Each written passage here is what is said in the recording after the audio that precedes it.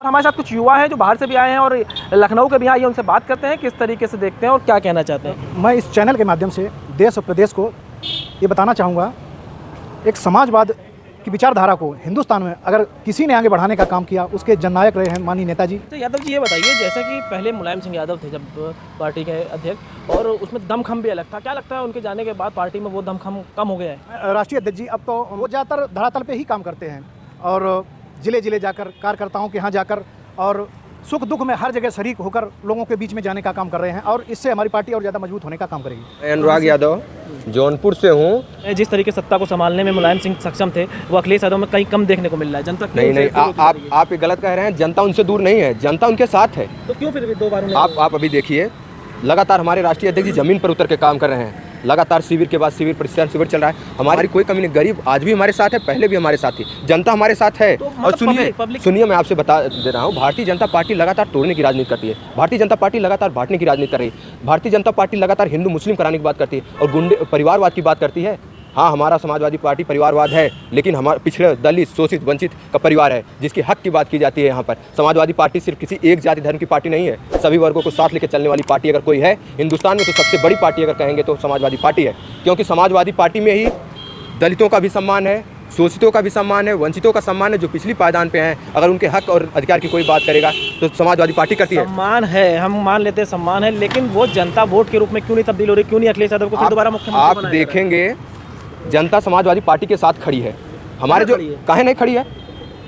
आप जौनपुर की बात कर लीजिए, सदर विधानसभा में हमारा प्रत्याशी जीतकर बाहर आ रहा है, अंदर रिकाउंटिंग हो जा रही है, उसके बाद हमारा प्रत्याशी 3000 से 4000 से वोट हार जा रहा है। ऐसा मुख्यमंत्री उत्तर प्रदेश के योगी आदित्यनाथ इस बार चुनाव नहीं लड़े हैं।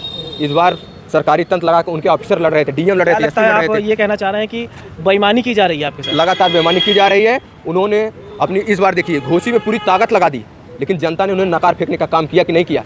क्योंकि वहाँ जनता जब चुनाव लड़ेगी, आप एक बार धोखा खा सकते हैं। जनता यही देखना चाह रही थी, इनके बकाव में आ गई थी, 15 लाख मिल जाएगा। अच्छा ये बताइए, जिस तरीके से आप ये आरोप लगा रहे हैं कि वो बेईमानी कर ले रहे हैं, तो उस चीज़ से आप कैसे उभरेंगे भाई?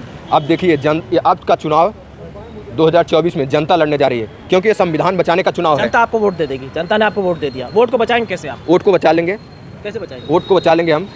कैसे बचाएंगे? अब तक नहीं बचा पाए तो आप इसी देख लीजिए, जैसे होता है ना कि आदमी विश्वास करता है अपने अधिकारियों पर, अपने मशीनों पर। अब समाजवादी पार्टी का हर एक कार्यकर्ता डट कर वहीं जब तक काउंटिंग नहीं हो जाती कि वोट डलवाएगा भी, बूथ तक वोट लेकर आएगा भी और बूथ के तक के जाकर वोट मशीन की रखवाली भी करेगा।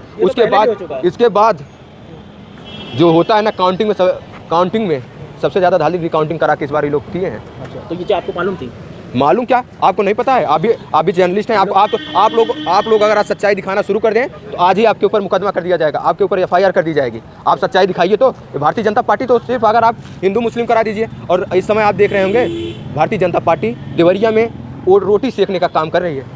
बताइए, जहाँ पर 6 हत्या हो जा रही हैं, वो तो भारतीय जनता पार्टी लगातार झूठ बोलने का काम क्यों करती है? छात्रों को ठगने का काम करती है। अगर छात्रों के साथ कोई सबसे बड़ा हनन किया है, उनके साथ झूठ बोलने का काम कोई किया है तो भारतीय जनता पार्टी की है। क्योंकि छात्रों का अनहित अगर किसी में हुआ है, सबसे ज़्यादा नुकसान किसी को पहुंचाया जाता है तो छात्रों को। क्योंकि ये पेपर के बाद पेपर कराएं, लीक पेपर। बताइए, नया पेपर ला दिए पेट से। हमें आज तक समझ नहीं आया कौन सा पेपर है। पेट को पास कराने के बाद कौन सा पेपर करा दिए, किनको उस पर प्रॉफिट दिखने लगी। जानते हैं पेट क्यों लाए हैं? खजाना भरने के लिए। अगर एक खजाना भरेंगे तो उसी में का चुनाव लड़ेंगे। ये छात्रों और नौजवानों के हित की बात करने वाले लोग नहीं हैं, लगातार लोगों को परेशान करने का काम करते हैं।